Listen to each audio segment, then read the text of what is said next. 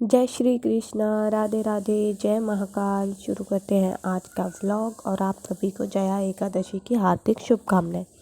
चलिए आज मैं आपको जया एकादशी की व्रत कथा सुनाऊंगी। चलिए शुरू करते हैं। श्री कृष्ण भगवान बोले, हे राजन, माघ मास के शुक्ल पक्ष की एकादशी का नाम जया है। इस एकादशी के व्रत से मनुष्य भूत प्रेत पिशाच आदि की योनि से छूट जाता है। अतः इस एकादशी के व्रत को विधि पूर्वक करना चाहिए। हे राजन, मैं एक पौराणिक कथा कहता हूँ, उसे सुनो। एक समय इंद्र स्वर्ग लोक में राज्य करता था। वह अमृत पान कर नंदन वन में अप्सराओं के साथ आनंद पूर्वक क्रीड़ा करता था। एक समय वह स्वेच्छा से अप्सराओं के साथ रमन कर रहा था। उस जगह गंधर्व गान कर रहे थे और वहाँ गंधर्वों में प्रसिद्ध पुष्पदत्त तथा उसकी लड़की चित्रसेन की स्त्री मलिन आदि सब थे। वहाँ मलिन का लड़का पुष्पवान और माल्यवान था। उस समय पुष्पावती नामक एक गंधर्व लड़की माल्यवान को देखकर उस पर मोहित हो गई और कामबाण से चलायमान होने लगी। उसने अपने सौंदर्य द्वारा माल्यवान को वश में कर लिया। हे राजश्री, वह पुष्पावती अत्यंत सुंदर थी। उसके लक्षण अति सुंदर थे। उसकी ऐसी सुंदरता देखकर माल्यवान भी उसके ऊपर मोहित हो गया। अतः वे दोनों कामदेव के वश में हो गए। परंतु फिर भी इंद्र के बुलावे पर नाच गायन के लिए जाना पड़ा और अप्सराओं के साथ अपना गाना शुरू किया। यद्यपि वे नाच गा रहे थे, पर कामदेव के प्रभाव से उनका मन न लगा और अशुद्ध गाने लगे। उनके भाव भृंगियों को देख इंद्र ने इनके प्रेम को समझ लिया और श्राप दे दिया कि मेरी आज्ञा का उल्लंघन करने वाले मूर्खों, तुमने मेरा अपमान किया, अतः तुमको धिक्कार है। इसलिए तुम स्त्री पुरुष के रूप में मृत्यु लोक में जाकर पिशाच का रूप धारण करो और अपना कर्म फल भोगो। इंद्र का श्राप सुनकर वे अत्यंत दुखी हुए और हिमालय पर पिशाच बनकर दुखपूर्वक अपना जीवन व्यतीत करने लगे। उसे गंध रस स्पर्श आदि कुछ भी ज्ञान नहीं था। उस जगह महान दुख मिल रहे थे। रात दिन में उन्हें एक क्षण भी निद्रा नहीं आती थी।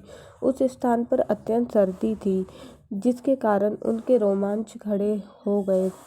एक दिन पिशाच ने अपनी स्त्री से कहा, ना मालूम हमने पिछले जन्म में कौन से पाप किए जिससे हमें इतनी दुखदायी यह पिशाच योनि प्राप्त हुई। पिशाच योनि से नरक के दुख सहना उत्तम है। उसी तरह अनेक विचार करते हुए जीवन बिताने लगे। देवयोग से एक दिन माघ मास के शुक्ल पक्ष की जया नामक एकादशी आई। उस दिन इन्होंने कुछ भी भोजन नहीं किया और न कोई पाप कर्म ही किया। उस दिन फल फूल खाकर दिन व्यतीत किया और महान दुख के साथ पीपल के पेड़ के नीचे बैठ गए। उस समय सूर्य नारायण अस्ताचल को जा रहे थे। वह रात्रि इन दोनों ने एक दूसरे से सटकर बड़ी कठिनाई से काटी।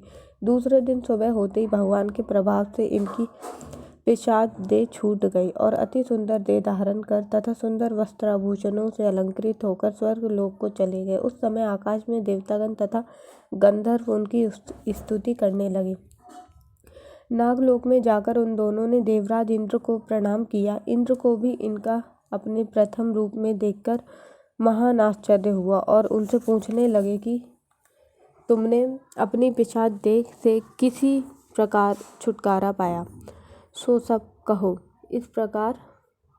इस पर माल्यवान बोला, हे देवेंद्र, भगवान विष्णु के प्रभाव तथा जया एकादशी व्रत के पुण्य से मेरी पिशाच योनि छूटी है।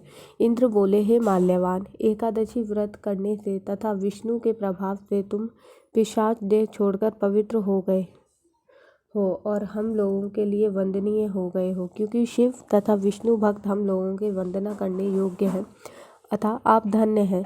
अतः तुम पुष्पावती के साथ विवाह करो। हे युधिष्ठिर, इस जया एकादशी का व्रत करने से समस्त कुयोनि नष्ट हो जाती हैं। जिस मनुष्य ने इस एकादशी का व्रत किया उसने मानो सब तप दान यज्ञ आदि किए हैं। जो मनुष्य भक्ति पूर्वक जया एकादशी का व्रत करते हैं वह अवश्य ही सहस्त्रों वर्ष तक स्वर्ग में निवास करते हैं। फलाहार, इस दिन धूप दीप नैवेद्य से विष्णु भगवान की पूजा की जाती है और इस दिन गूंदगिरी के सांठे का सागर लिया जाना चाहिए। इसी के साथ आज का व्लॉग करते हैं समाप्त। मेरी तबीयत भी कुछ खास ठीक नहीं है, सर्दी जुकाम, क्योंकि मौसम चेंज हो रहा है। तो चलिए ब्लॉग करते हैं यहीं पे ख़त्म। जय श्री कृष्णा, राधे राधे, जय महाकाल।